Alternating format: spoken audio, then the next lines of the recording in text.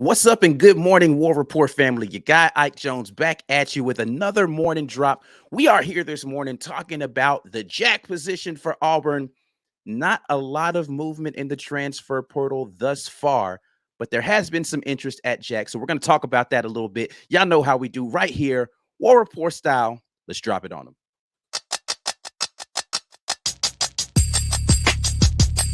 You are now listening to the War Report. Drop. Morning drop Wednesday morning. It is April the 26th. Auburn football looking for some more depth to add to this defense. Yesterday, we talked wide receiver. Today, we are talking about the outside pass rush, outside linebacker / jack position, all of those things. You got Ike Jones right in here with you this morning. As always, we are doing the morning drop sponsored by rogueshop.com. Make sure you head over to rogueshop.com and get your herbal supplements or whatever ails you. The Rogue Shop got you America's #1 online dispensary. Use code RAPPORT to be able to get a little something off your purchase. Y'all know the requisite things that you need to do when you're coming in. Listen, man, it's customary when you come into somebody's house, and this is the War Report house this morning. When you come into the house, just be polite. Politeness looks like sharing the video. So y'all get out there and share the video right now while you're listening, while you're watching. Go ahead and hit the share button. Let somebody else know. If you're in the office, go tap somebody in the cubicle next to you, the office next to you, knock on their window and be like, hey, I'm watching this really dope program called The War Report right now on YouTube. You need to tune into that. Something like that. If you're at the house and you're working from home, go run down the street to a neighbor. If you're in an apartment complex, bang on the wall, or like use a broom to hit the ceiling, stomp on the floor, something like that, and be like, hey, War Report. That's kind of rude. Don't do any of that stuff. Like the video right now and make sure you subscribe to the channel if you're in here watching, because that makes me feel good. I don't know how many times I have to tell y'all I feel good when I see them likes. Y'all did a really good job last time of boosting my ego. I'm not going to tell you what the number is of likes that were on the video. You can probably go look it up yourself because I don't think that that's something that's not public knowledge. But I did feel good when I was in here riding solo last time with the number of likes that was on the video. Y'all help me out one more time with that. But anyway, let's get into the conversation about the edge / jack / outside linebacker for Auburn University. We've talked about this a little bit, but let's talk a little bit more. Transfer portal window is closing, people. The 30th is the last day to declare. Doesn't look as if we're going to have a lot of attrition out of that room, which is good because we didn't have a lot of depth in the room to begin with. But there hasn't been a lot of activity coming back in the opposite direction. The only player thus far that has seemed to get very much interest from Auburn in terms of some sort of offer so far has been Jaheem Thomas, and that is the outside linebacker from Cincinnati. A lot of Cincinnati players, not a lot of Cincinnati players, but there definitely has been some, seems as if every offseason there's a team where there's kind of like this trade scenario type of thing that's going on with Auburn. We've already got Nick Marder, the former Cincinnati Bearcat, at wide receiver. We've been interested in their number 2 now, quarterback. We talked a little bit about him, and it looks as if there's some interest right now with us going after their outside linebacker in Thomas. I don't know if that's just like a Marcus Davis thing where he was there. Marcus Davis wasn't at Cincinnati. Never mind. I'm just kidding. Nick Martin used to. Anyway, your brain starts to associate stuff, and then that just don't even make sense once it comes out of your mouth. But that doesn't matter. What matters is I corrected myself. Don't be in the comment section talking about I messed up. I know I did. It's all good. Anyway, moving on. But yeah, Jaheem Thomas has been the guy that has really gotten some interest from this team. Not a ton of productivity, but again, this is the transfer portal period where you're not going to get a bunch of guys that have a ton of productivity. This is a chorus that I keep trying to repeat to everybody so that they understand that that's just kind of the way it's going to be during this period. However, the profile on Jaheem Thomas for me seems to fit into what this coaching staff wants to do from that position. Now, he is a little undersized compared to the other guys in that room. Like, he really is more of, if you're talking about prototypes for guys, he is really more of what this staff would want to do with a star than he is with a jack, just because he doesn't fit the profile of kind of a defensive lineman that could, from a physicality and then speed standpoint, play outside linebacker. So he's not really a defensive end or defensive line / linebacker hybrid in that way. He's really more of an undersized safety, right? I mean, excuse me, oversized safety, right? So he's a bigger guy that could play DB, but he's not quite fast enough for that. He's a tweener, right? So he's more of a star, but he has played a lot of outside linebacker so far in his career. So that's really probably where he would fit in. Interestingly enough, he is built similarly to a guy that we just lost in the transfer portal recently, and that is Powell Gordon, right? There, as far as their physical profiles are very similar. Playing styles now, I didn't see enough of Powell Gordon at this level to be able to make a comparison in that way, but he does fit as far as the physical makeup of a guy like Powell Gordon, who people were saying should be naturally slide over into an outside linebacker rush in position for Auburn. I argued that I thought Powell Gordon was a little undersized for that. I will argue the same thing for Jaheem Thomas. I feel like he's a little undersized for that, to play the type of physicality that this defense is going to want to play from that position. But he does fit the athletic profile to be able to both rush from the outside and do an effective speed rush in that position, and be able to drop back into coverage, because that jack is going to be required to do a little bit of both of those things. But again, to me, he fits more of a star than he does a jack when you look at what the physical makeup of who he is as a player. Let me see. I had him pulled up over here, but I also have like 432 tabs over here on this other screen. I'm going to see if I can get Jaheem Thomas pulled up one more time, so I can just tell you what he looks like from a physicality standpoint. 6'4", 245, actually a little bit bigger than I thought that he was. But I just want to give you a comparison to, again, the other guys in that room, right? So Elijah McAllister, 6'6", 271. Keldrick Falk, 6'6", 275. Brenton Williams, the freshman, 6'3", 248. So closer to that. And then Hayden Bryce, the senior, who did get a little bit of run at A-Day, got one sack last season, is 6'3", 234. So he would be kind of in that profile. Excuse me, I forgot one. Dylan Brooks, 6'4", 245. So Jaheem Thomas is 6'4", 245. So he's around the same size. I didn't give him enough credit for his size. He's around the same size as Dylan Brooks. He and Dylan Brooks are close to the same size. But that's actually one of the things that has been talked about with Dylan Brooks, is whether or not he needs to get a little bit bigger to be able to stand up to the physicality. One thing that I will say, being undersized doesn't have anything to do with what your Mike G's not on here, so I can say this word as many times as I want to. What your motor is, right? So your motor is not really determined by your size. It's really that effort that you put into being able to do certain things, like and in technique, right? Size, technique. I think he's got the speed to be able to really be effective along the edge. And I think that's what this staff really wants, is somebody who can just get in there and cause havoc. Probably a sub package guy, right? He's not going to be an every down rusher. I think we have enough guys that can come in there and really be stout against the run. When you look at Keldrick Falk and Elijah McAllister, I do think that those are going to be the guys that primarily hold those duties. But one of the things that I wanted to point out as far as the productivity for this defense, and again, I have too many tabs open over here on the other side, is that how much we actually lost in terms of productivity in that position. Now, we didn't do a great job of getting to the passer last season, only a total of 26 sacks all of last season.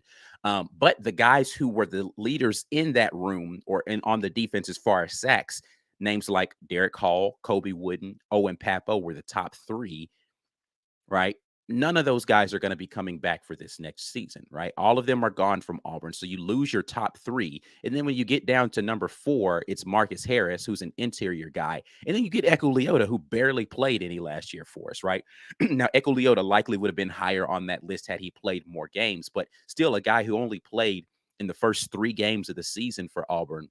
I think he maybe got a little bit of time in Missouri before he went out, if I'm not mistaken. So it's either Penn State game or Missouri, but we'll just say 3.5 games for Auburn. A guy only played 3.5 games last season is number 5 on the list of sack leaders for your team last season. Not a good sign in terms of what the pass rush looked like last year.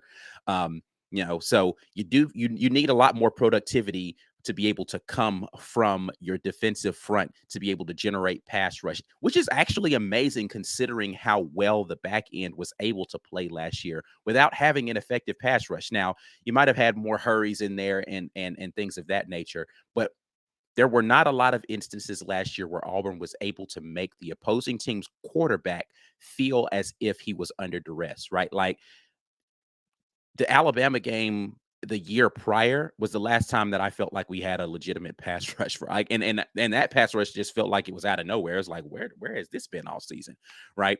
But it's interesting to kind of see how that dynamic continues to progress for Auburn and what direction we want to go to. The other guy, already talked a little bit about Jaheem. The other guy that has been interesting has been, we talked a little bit about him on the previous go, and it was Seville. Let me pull him up. I do have him. Smalls.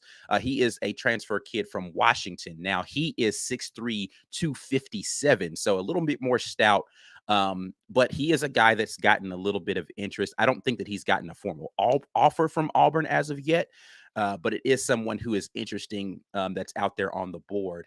There's a lot of guys that could potentially gain some interest over the next couple of days, but there are a lot of people still mulling over decisions. I am hoping that we don't lose anybody in that room. Again, from a depth perspective, I don't think that Auburn can really afford to lose any guys out of that room. And really, the only person who I anticipate would even consider it out of that room would be a Dylan Brooks or a Hayden Bryce. Hayden Bryce, I'm not even sure is actually on scholarship. He might just be, and I hate saying just, he might be a walk-on player for Auburn right now. But, Keldrick Fault, Britton Williams, both of those true freshmen, no danger right there. Elijah McAllister just got into the room. So really Hayden Bryce and Dylan Brooks would be the only guys with the option to leave outside, to leave from that room. And I don't foresee either of them making that decision.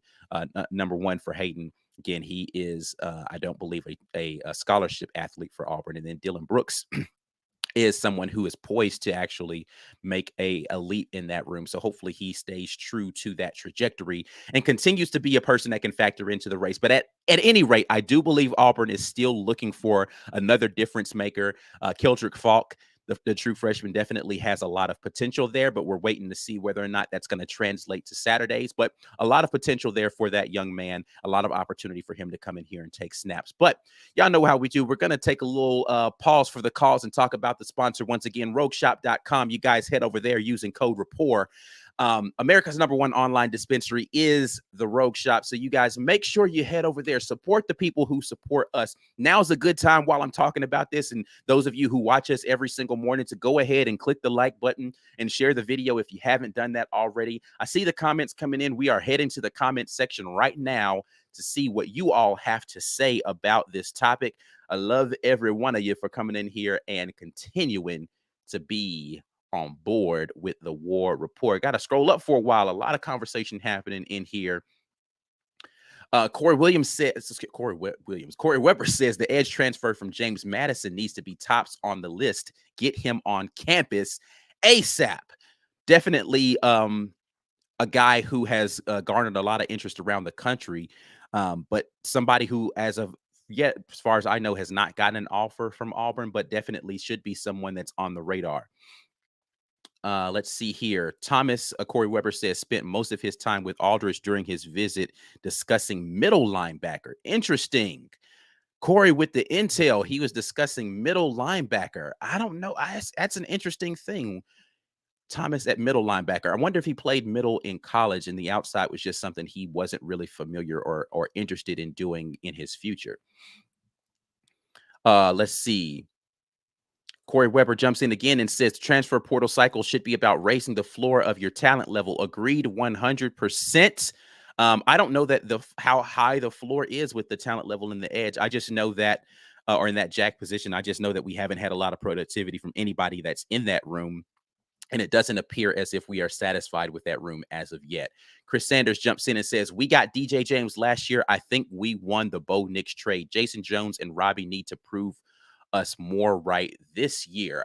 This is an interesting conversation to have about if it was a trade, who won that trade. This is actually a conversation that I had when it first happened about it seeming like a quasi trade with my guy Spencer McLaughlin out there at he covers Oregon for Locked On Oregon or Locked On Ducks. I think it'd be interesting to do a retrospective on that with him. Maybe I'll hit my guy Spencer up and we do a retrospective on the trade scenario that happened and who seems to have won that trade and what were the benefits of it. I don't know. I think there's a debate to be had there about who won that, but I do like what we got in DJ James. I like what we have in Jason Jones. And we absolutely need Robbie Ashford on this team. And he's been a dynamic part of what we are able to do in the offense going down. Listen, if we don't have Robbie Ashford at the end of last season, just think about that for a second. Let's take the Bo Nix scenario out of your mind about what we could have had if we had Bo Nix, but let's just think about what we do if we don't have Robbie Ashford at the end of last year. I'm not going to say a lot about that. I just want you to ponder that in your mind. What happens with this team sans Robbie Ashford at the end of last year? Dana Jones echoing the sentiments of Corey Weber, Isaac Ukwu, who I just don't know if I pronounced that man's name correctly right now. Part of the reason why I didn't mention him earlier was because I didn't know how to pronounce his name. But thank you so much for making me have to do that right now. From JMU, might be a little undersized for Jack. I don't know. 6'2 and a half, 219. I would agree he is undersized for that position here, but we'll see. P-Pass says JMU players can ball. They beat lower tier top 25 teams. Yes, indeed. Let's see.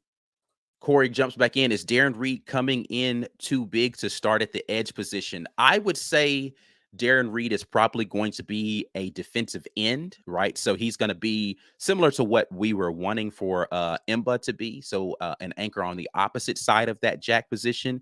He's definitely not going to be a nose tackle. I don't think that he's going to play a defensive tackle as well. So I've talked about this before. So if you talk about the defensive alignment and how typically Ron Roberts runs his defense, if you go from the jack position over to the defensive end. So it's a 3-down lineman situation. You've got a nose tackle that's anchoring the middle. That's either going to be, got to go back to the Ron Roberts film that I did, and we can take a look at that together again if we need to. But the Ron Roberts defensive breakdown that I did about how they position their defensive tackle. So they have a nose tackle that's either lined up at a zero tech directly over or doing some sort of shade to either side of the center, right? So that's your nose tackle position. To either side of him, depending upon which side the jack is lined up to, you're going to have a defensive tackle who's going to be between that nose tackle and your jack, right? So you've got somebody who's going to be between those two at defensive tackle. To the opposite side of the line, to the opposite side of that nose tackle is a defensive end. So it's going to be an end kind of edge position for Auburn, but it's not going to be a pass rush person. That's going to be a hand in the dirt person that's really going to be responsible for kind of an interior lineman. I do think that Darren Reed fits into that profile physically. I don't think that he's going to slide out to edge. But hey, he's not on campus yet. We'll see what evaluations this staff makes with him. But I do believe that he's going to be a defensive end for us when all is said and done. Let's see here. I'm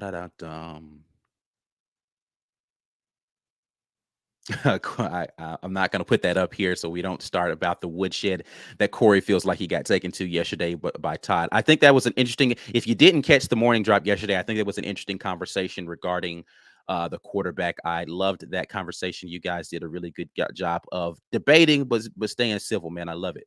Let's see. I'll say, Ukwu has been offered, apparently, according to his Twitter. That's really good. That's good that they've given some interest to that young man, because I was interested to see kind of how he was going to be able to transition to the next level. Again, when we get into this period, you're going to have to find some guys that are a little bit of a project that might not be your ideal, but they can potentially be coached up, or if they have enough, again, Mike G is not here, I can continue to say this word, motor, that they can play well enough for you at the positions. James Sawyer says, I'm really surprised by Brooks, though. I just knew he would have a bigger spring than he did. Spring, and I mean, it's hard, man. It's really hard during the spring period to make any evaluations on these guys. Nobody on that defensive line looked particularly good in the spring game. So, I mean, I don't know that anybody particularly impressed in terms of that, but it is someone, Dylan Brooks is someone that we have to monitor really closely because of the profile in which he came into Auburn with. You expect him to make a big splash this year. And that's another thing I think is interesting that people forget, right? So you see these guys hit the transfer portal, right? And people are like, oh, he's a former 5-star. He's a former 4-star, forgetting that we have 4- and 5-star guys on our roster right now that haven't proven to do a lot on the field. And so you're probably getting one of those guys in the transfer portal, somebody who was a former 5-star, former 4-star that hasn't really produced anything on the field. And there are a litany of reasons why that could be, right? Not all of them are their busts. Some of them have to do with schemes. Some of them have to do with, just maybe off the field stuff. Some of it has to do with they just were in a crowded room. There's a lot of reasons why a person who's a former 5 or 4-star has not had the opportunity to show a lot of productivity on the field. But I just find it how interesting people are super excited about former 5 and 4 stars that are coming into the program potentially from the transfer portal, forgetting that we have those right now on our roster, right? So it's not always about the star rating. I'm going to continue to stand on the soapbox and say people are a little too enamored with star ratings out of high school and not enough with productivity on the field and not enough with the potential of players regardless of star rating. But this ain't the time to have that conversation. Let's see here. What else do we have on here? People talking about yesterday's stuff. Baseball. Don't want to talk about that right now. Baseball. I'm not gonna go into it. We're not gonna do it. Let's see here. Still baseball talk. Chris Sanders jumps back into football. No Robbie Ashford, and our offense looks like the defense without Eku. Interesting. I don't know. Holden Gerner can be. He could have jumped in there and surprised the heck out of everybody, right? Like I don't know what would have happened with Holden in the absence of Robbie, but it would have been interesting considering we were not particularly adept at protecting the passer last year. I don't know how Holden would have been able to survive. Like, look, the sample size of Missouri probably isn't super fair to judge Holden off of because Missouri was a little underrated on their defensive line, right? So they were actually a little bit better than I think a lot of people gave them credit. So Holden and our offensive line trying to survive in front of that defensive line, probably not the best sample size, but it's not as if we were great for the remainder of the season after that, right? You have to think about the next game he would have had to play would have been against LSU, right? He'd had to go against, and that defensive line was one of the best in the league at getting to the passer, right? You still had to go out and play Bama, who absolutely obliterated our offensive line in terms of pass rush. Not a lot of time back there for him in that game. The Ole Miss game, very small sample size, but we saw what happened when TJ got into that game, right? TJ not the most fleet of foot. Now Holden Gerner does seem to be able to run a little bit better than TJ, but by that time maybe he'd have been able to be a little bit more comfortable back in the pocket. But I don't know how you get comfortable with not having a lot of time to drop back. But the Ole Miss game didn't give a lot of time. Mississippi State, we didn't throw the ball a ton in that game, so I really don't know. Robbie had his opportunities to throw the ball in that game, though, so maybe a little bit better in that one. Western Kentucky, I think we would have been okay in that game, but a lot of what we were able to do from a pass standpoint was because of the threat of Robbie Ashford being able to run and what we were able to produce in our run game. Once we had made that commitment, Arkansas would have been a bloodbath. An absolute, like, it was already awful with Robbie in there when you look at what the final score was. Again, no Robbie Ashford for the final games of that season. It'd have been ugly. It would have been ugly. All right. More baseball talk. I don't know why you guys are in here talking about baseball this morning. Not because I don't want to talk about it. I don't know why you want to talk about it. But hey, listen, you guys are welcome to talk about whatever you want to in this here chat.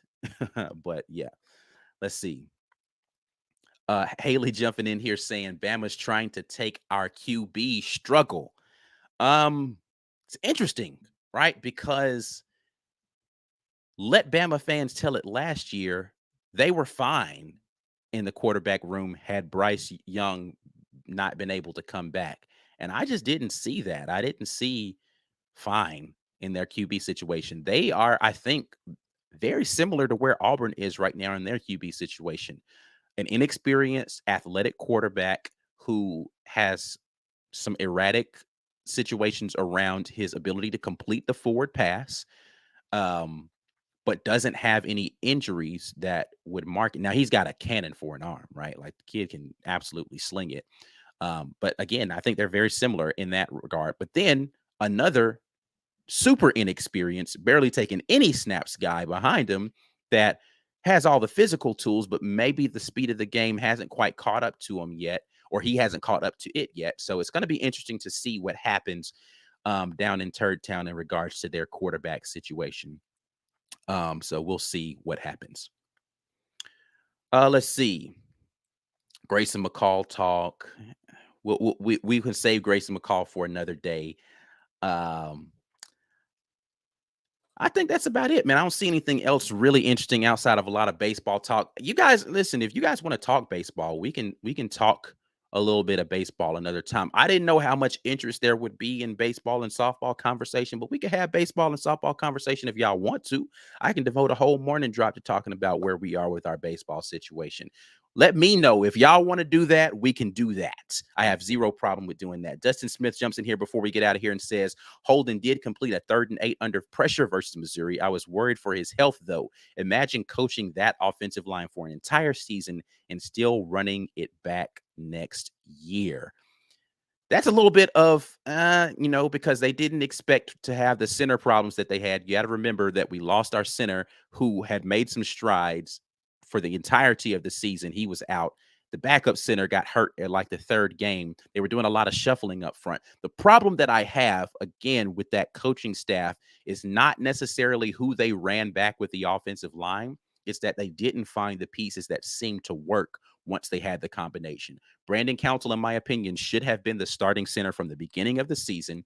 Tate Johnson should have been at a guard rather than center, and Jeremiah Wright should have been starting. We still didn't have any answers at tackle. I don't believe that Austin Troxell or now Killian, I think, was serviceable at tackle, but not great.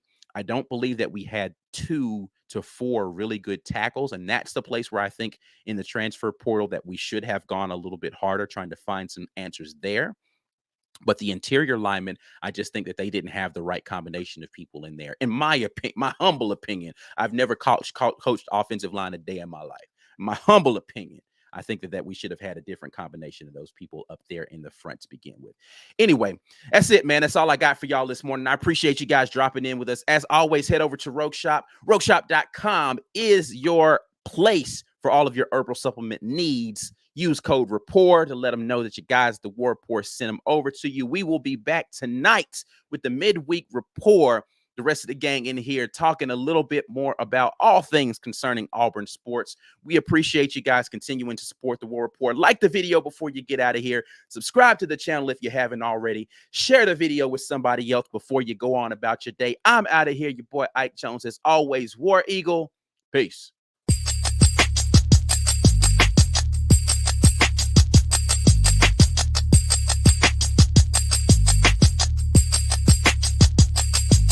Drop!